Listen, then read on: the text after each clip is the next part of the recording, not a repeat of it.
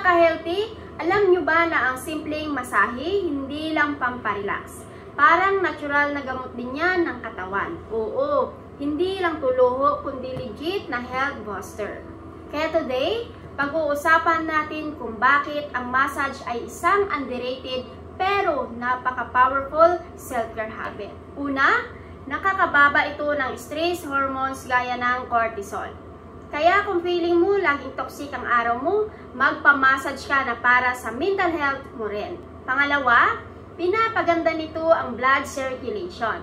Mas dumadaloy ang oxygen at nutrients sa katawan, kaya good vibe na sa lamig, sa likod at pampamanhid.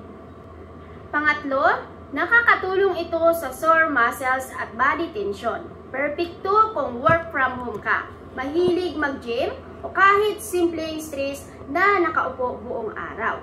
Ang bonus pa ay mas mahimbing ang tulog mo pagkatapos ng massage dahil ma-activate ang calma mode ng katawan natin, aka parasympathetic nervous system. At syempre, nakakagaan din ito ng loob. Ang massage therapy daw ay nagre-reduce ng anxiety, pati na rin daw ng mild depression.